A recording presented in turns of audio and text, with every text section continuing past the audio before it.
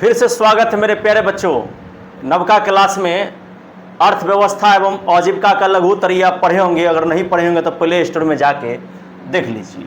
और आज का पहला जो है औद्योगिकरण के कारणों का उल्लेख करें। आज हम लोग पढ़ेंगे दीर्घोत्तरीय क्वेश्चन बाबू। तो सबसे पहले औद्योगिकरण, हमने आपको बताया था कि हाथों की जगह जब मशीनें काम करने लगती हैं, इस प्रक्रिया को क्या कहते हैं? औद्योगिकरण कहते हैं। तो औद्योगिकरण के कारणों का उल्लेख करें। 14 में पूछा है, 16 में, 19 में, 22 में।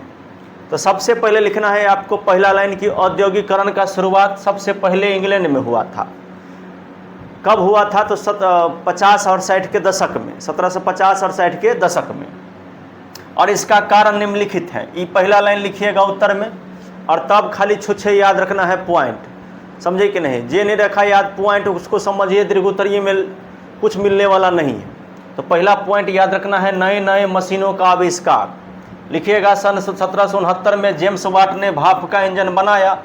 इसके अलावा स्पिनिंग जेनी जैसे मशीन के आने से काम में तेजी आई। दोनों बात याद रखना है आपको बाबू की। 1769 में जेम्स वाट ने भाप का इंजन बनाया और स्पिनिंग जेनी का आविष्कार हुआ। ये दोनों मशीन के आने से फैक्ट्री सब ज़्यादा लगने लगा, बढ़ने लगा उद्योग सब, समझे कि नहीं? पहला पॉइंट लिखिएगा नए नए मशीनों का आविष्कार। समझ में आया बाबू? जी सर जी, एकदम बढ़िया से समझ में आ जाएगा। दूसरा पॉइंट हम लोग का है बाबू रे कोयले और लोहे की प्रचुरता। इस बात को याद रखना है कि जब देश में कोई भी उद्योग लगता है तो उसका सबसे बड़ा मेन चीज़ होता है कोयला और लोहा। कोयला से मिलता है ऊर्जा और लोहा से बनता है इंजन। इंजन को चलाता कौन है? कोयला। और लोहा से क्या बनता था? सामान। यानी कि लोहे से मजबूत मशीनें बनी और कोयले से उन मशीन को चलाने के लिए ऊर्जा मिली। ये दोनों बातें आपको लिख देना है। पहला पॉइंट नए नए मशीनों का आविष्कार, दूसरा पॉइंट कोयला और लोहा। भैया दिमाग करिया जाएगा, यानी कोयला। दिमाग मजबूत है माने लोहा, यानी कोयला और लोहा। दूसरा पॉइंट में याद रखना है कि लोहा से मजबूत मशीन बना और कोयले से उस मशीन को चलाने के लिए ऊर्जा मिला। 2 पॉइंट के बाद तीसरा पॉइंट लिखिएगा औद्योगिकरण की शुरुआत काहे हुई? इसका कारण था कि सस्ता मजदूर मिला। यानी खेतों की बारेबंदी से, यानी खेतों को बंद कर देने से छोटे किसान बेरोजगार होकर शहरों में आए, जिससे फैक्ट्री मालिक को बहुत सस्ता दाम पर क्या मिला? तो मजदूर मिल गया। तो यहाँ पर ऐसे भी आप लिख सकते हैं कि किसानों की हालत खराब होने के कारण या खेतों में अधिक टैक्स लग जाने के कारण सभी मजदूर बेरोजगार होकर शहर में आए और मालिकों को बहुत सस्ता दाम में मजदूर मिल गया। ये तीसरा पॉइंट में आपको लिखना है। तनिका बढ़िया से ध्यान दीजिएगा। ध्यान एने ओने भटकेगा तो समझिए आपका पढ़ाई भी भटकेगा। मेरे प्यारे बच्चों, विशाल औपनिवेशिक साम्राज्य, चौथा पॉइंट कहीं बढ़िया से याद करने पड़ेगा क्योंकि पॉइंटों तेहने। विशाल औपनिवेशिक साम्राज्य, इसमें क्या लिखना है कि अंग्रेज का भारत जैसे कई देशों पर कब्जा था।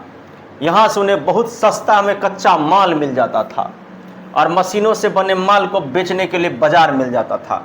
तो सोझे लिख दीजिएगा औपनिवेशिक साम्राज्य में लिखिएगा कि भारत जैसे देश से अंग्रेज को सस्ते में कच्चा माल मिल जाता था और उसके बाद उससे वह सामान बना करके बेचने के लिए उसको एक बहुत बड़ा बाजार भी मिल जाता था।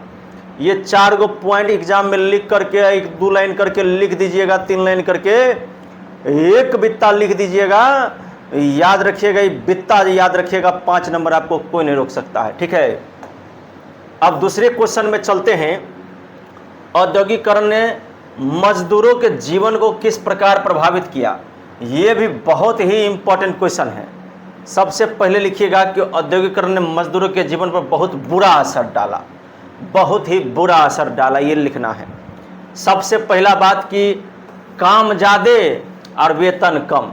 पहला पॉइंट लिखिएगा काम अधिक और वेतन कम, यानी काम के लंबे घंटे और कम मजदूरी।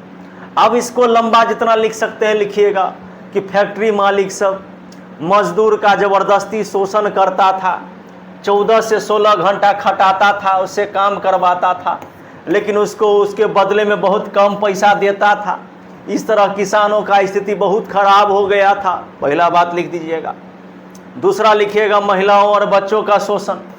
पहले किसान को बर्बाद किया, मजदूर को बर्बाद किया, और दूसरी बात जो है महिलाओं और बच्चों का शोषण किया। पुरुष मजदूरों की तुलना में महिलाओं और बच्चों को और भी कम मजदूर दिया जाता था। यानी कि फैक्ट्री के मालिक लोग जो होते थे महिलाओं से भी काम करवाते थे और महिलाओं को बहुत सारा गाली भी अंग्रेजी में देते थे, सिनेमा सब में देखे होंगे आप सब। और कोई महिला बेचारी चक्कर खा के गिर जाती थी तो उसको कंपनी से निकाल भी दिया जाता था, मारा पीटा भी जाता था। और बच्चा सबको भी जो है सो बहाल कर दिया था, पढ़ाई लिखाई से दूर करके वो सबके मजदूर बना दिया था। अंग्रेज ऐसा नीति लाया हुआ था।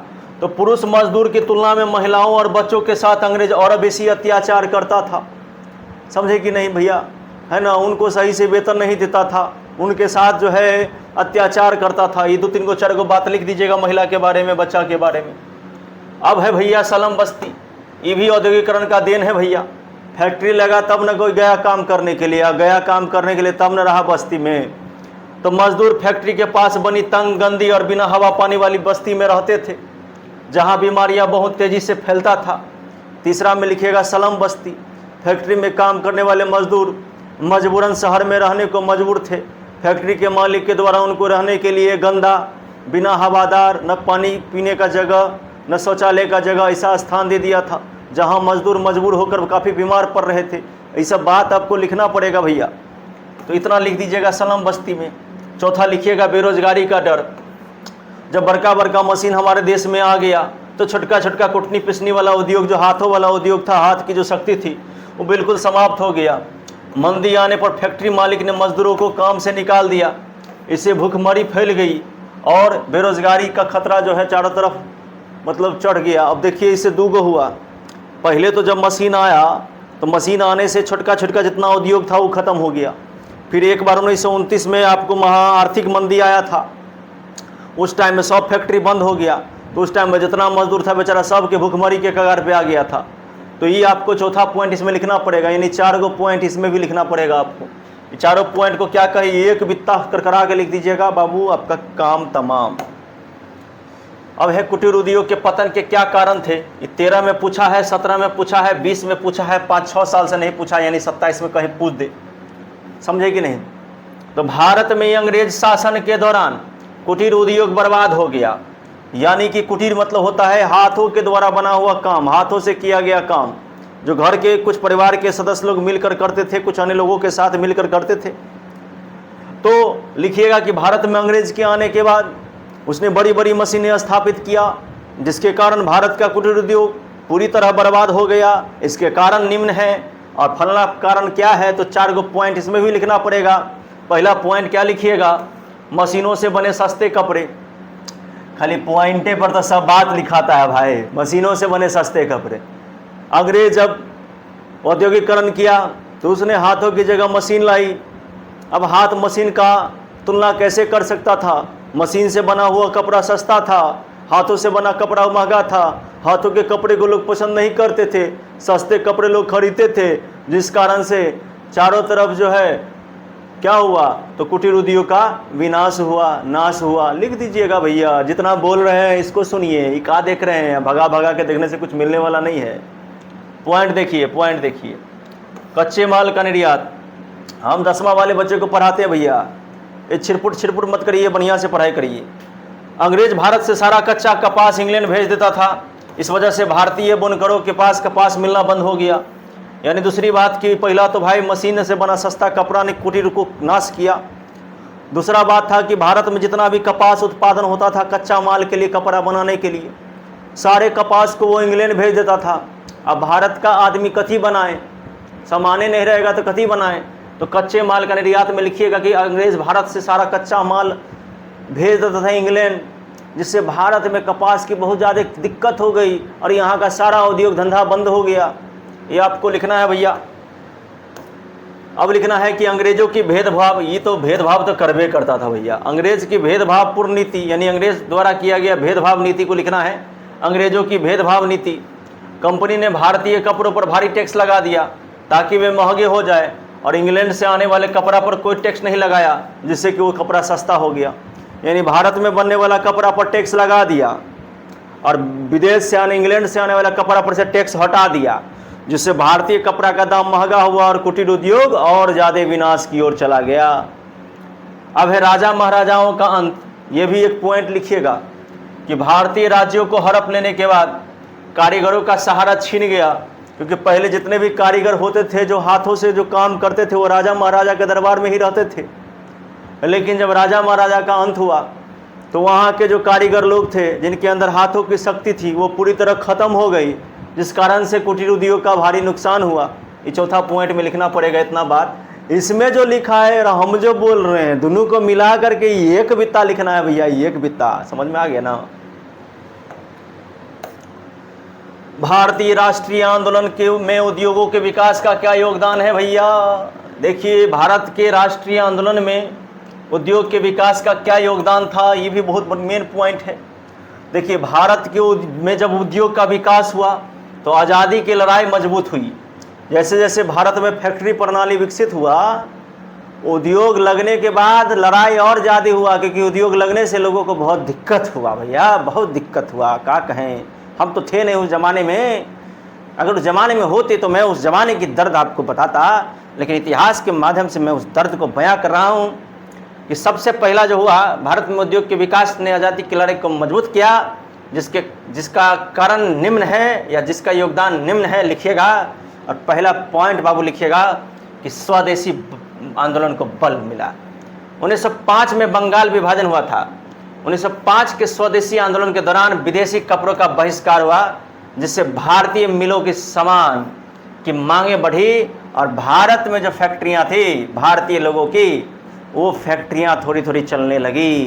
पहला बात, भारतीय उद्योगपति का समर्थन। टाटा जैसे बड़े उद्योगों की स्थापना के बाद उद्योगपति भी आंदोलन को आर्थिक मदद करने लगे, यानी भारत के उद्योगपति भी भारत में उद्योग लगाने लगे और उससे जो धन कमाते थे, उस धन का कुछ हिस्सा आंदोलन में खर्चा करने के लिए देते थे। तो भारत में याद रखना है, टाटा टिस्को सबसे पहले लगा था, जमशेदजी टाटा ने लगाया था। समझे कि नहीं? पहला में लिखिएगा पॉइंट में कि 1905 में स्वदेशी आंदोलन हुआ, जिसके बाद भारत के मिल मालिक भी अपना सामान बनाने लगे। भारत के मिल मालिक भी धीरे धीरे विकसित होने लगे। भारतीय कपड़ों का बोलबाला बढ़ने लगा, विदेशी कपड़ा सबका बहिष्कार होने लगा। दूसरा में लिखिएगा भारतीय उद्योगपति का समर्थन। लिखिएगा भारत में भी बहुत सारे उद्योगपति ने जन्म लिया। इसमें सबसे पहले जमशेदजी टाटा ने टाटा जैसी कंपनी को स्थापित किया। इसे कमाने वाले धन को उन्होंने इस आंदोलन में मदद हेतु दिया। ऐसा लिखिएगा, तब ये नंबर मिलेगा। समझे कि नहीं समझे? तीसरा है मजदूर संगठन। देखिए, जब ये फैक्ट्री बना तो मजदूर के साथ हुआ कथी? तो अन्याय। इसी के लिए अखिल भारतीय ट्रेड यूनियन की स्थापना हुई 1920 में। ऑब्जेक्टिव में भी पूछता है, AITUC की स्थापना कब हुई? 1920 में।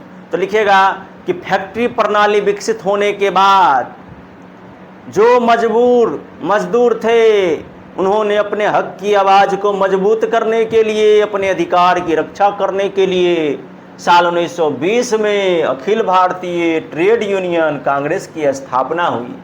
जैसे मजदूर संगठित होने लगे, अब मजदूरों पर अत्याचार कम होने लगा, मजदूर धरना और हड़ताल करने लगे। ये सब लिखिएगा बाबू मेरे सोना मेरे, प्लीज लिखिएगा एग्जाम में एक बित्ता, तब न मिलेगा नंबर। चला ठीक है। चौथा ही एकता की भावना। ये आपको औद्योगिकरण वाला जो क्वेश्चन था उसी का हम चौथा पॉइंट पढ़ा रहे हैं। रेलवे माने औद्योगिकरण ने आंदोलन को कैसे मदद किया था, उसका ये चौथा पॉइंट है कि रेलवे और नए उद्योगों के कारण देश के अलग अलग हिस्सों के लोग और मजदूर आपस में जुड़ने लगे। और जब आपस में जुड़ने लगे तो अपनी आप बीती सुनाने लगे, क्योंकि सब तो मार खाए हुए थे अंग्रेजी का। इससे राष्ट्र की भावना मजबूत हुई, लोगों के बीच एकता भी मजबूत हुआ। ये आपको चौथा पॉइंट लिखना है। और आज का हम लोग का ये जो क्वेश्चन है कि उपनिवेशवाद से आप क्या समझते हैं, औद्योगिक क्रांति ने इसे कैसे जन्म दिया, ये जो है बाबू मैं आपको बता दूं, ये MVI में कर रहा हूं, क्योंकि बहुत इंपॉर्टेंट क्वेश्चन है। देखिए, उपनिवेशवाद का मतलब क्या होता है कि जब कोई शक्तिशाली देश किसी दूसरे देश के सभी संसाधनों पर अपना अधिकार कब्जा कर लेता है, उसको उपनिवेशवाद कहते हैं। जैसे भारत में अंग्रेज व्यापार करने आया और फिर यहाँ के सारे साधन पर अपना कब्जा कर लिया। यानी जब कोई शक्तिशाली देश किसी कमजोर देश पर आर्थिक और राजनीतिक रूप से कब्जा कर लेता है। इस पॉइंट को पकड़ के करकरा दीजिए 2-3 बार। जब कोई शक्तिशाली देश किसी कमजोर देश पर आर्थिक और राजनीतिक रूप से कब्जा कर लेता कर उसका शोषण करता है, उसे उपनिवेशवाद कहते हैं, जैसे अंग्रेज ने भारत को किया था। सिंपल सी बात है। अब है उपनिवेशवाद से आप क्या समझते हैं तो लिख दिया। अब औद्योगिक क्रांति ने इसे कैसे जन्म दिया, देखिए औद्योगिक क्रांति ने इसे कैसे जन्म दिया, इसके लिए हमने यहाँ पर आपको एक पॉइंट लिखा है और आपको भी एग्जाम में से पॉइंट लिखकर डबल लाइन मार देना है और इसके नीचे लिखना है कि बड़े पैमाने पर उत्पादन के कारण यूरोप के देशों को कच्चे माल और नए बाजारों की आवश्यकता पड़ी। यानी कि औद्योगिक क्रांति द्वारा उपनिवेशवाद का जन्म कैसे हुआ, यानी क्यों हुआ, क्यों अंग्रेज हम लोगों पे कब्जा किया। तो देखिए अंग्रेज को भारत से भारी मात्रा में कच्चा माल मिलता था। उसको पता चल गया कि भारत में भारी मात्रा में कच्चा माल है। उसको ये भी पता चल गया कि भारत वो बाजार है जहां पर हम माल बेच सकते हैं। तो औद्योगिक क्रांति ने उपनिवेशवाद को कैसे जन्म दिया, तो लिखिएगा एग्जाम में कि औद्योगिक क्रांति में फैक्ट्री में भारी मात्रा में माल का उत्पादन होने लगा और उस माल को बेचने के लिए बाजार की आवश्यकता होती थी। सर्वप्रथम माल बनाने के लिए कच्चे माल की जरूरत पड़ती थी, जो कि भारत में बहुत अधिक था और उसको बेचने के लिए एक बहुत बड़ा बाजार भारत में था। इस तरह अंग्रेज ने उपनिवेश की स्थापना की। इतना लिखना पड़ता है, गप मार मार के चिल्ला, समझ लीजिए। इसके बाद क्या लिखना है देखिए, उसके बाद लिखिएगा, ये पॉइंट लिखने के बाद नीचे लिखिएगा कच्चे माल की खोज। ठीक है, पॉइंट लिख दीजिएगा दूगो, कच्चे माल की खोज और नए बाजार की जरूरत। फैक्ट्रियों के लिए कपास, नील और जूट की जरूरत थी, जिसकी तलाश में अंग्रेजों ने एशिया और अफ्रीका के देशों पर कब्जा किया। अब आप समझ गए कब्जा काहे किया। पहला कच्चा माल के लिए, यानी फैक्ट्री के लिए कपास, नील और जूट की आवश्यकता होता था, जिसकी तलाश में अंग्रेजों ने एशिया और अफ्रीका के देशों पर कब्जा किया। ठीक है, अगर इसको नहीं चाहिए होता कपास, नील और जूट तो शायद ही कब्जा नहीं करता, लेकिन इसको फैक्ट्री को क्या चाहिए था, कपास, नील और जूट। इस कारण से सबसे पहले उसने सोचा कि आखिर कैसे ये सब मिलेगा, तो पहले कब्जा करो तभी सब मिल जाएगा। दूसरा बाजार, फैक्ट्री में सामान इतनी तेजी से बनता था कि उसे बेचने के लिए नए बाजारों की जरूरत थी, जिसके लिए उन्होंने दूसरे देशों को क्या किया, तो गुलाम बनाया। क्या बनाया बाबू रे, गुलाम बनाया। अभी एगो ट्विस्ट हम आपको बताते हैं, ये तो खत्म 5 गो। अब ई देखिए 5 गो हम क्या बता रहे हैं। अब ई आपको याद कर लेना है। 1769 में जेम्स वाट ने भाप का इंजन बनाया, VVI ऑब्जेक्टिव। 1814 में रानीगंज पश्चिम बंगाल में पहला कोयला उद्योग लगा, VVI। 1907 में जमशेदजी टाटा ने टिस्को की स्थापना की, VVI। Akhil Bharatiya trade union 1920 में स्थापना हुआ, लाला लाजपत राय ने किया था, VVI। और 1948 में न्यूनतम मजदूरी कानून पारित हुआ था, VVI। और इसके बाद याद रखिएगा कि इन सब टॉपिक से आपको 2 नंबर वाला सवाल पूछेगा, 2 नंबर वाला। तो आप जाइए प्लेलिस्ट में हिस्ट्री का चैप्टर बाय चैप्टर आप आराम से तैयारी कर सकते हैं। और आपको अगर PDF चाहिए तो हमारे 82 52 27 24 32 पर आप संपर्क करिए, व्हाट्सएप पे PDF लिख के सेंड करिएगा, हम आपको भेज देंगे। समझ में आई। अब फिर मिलेंगे अगली क्लास में। सारे सब्जेक्ट का सब्जेक्टिव तैयारी दंदना के करिए। फिर मिलते हैं। जय हिंद।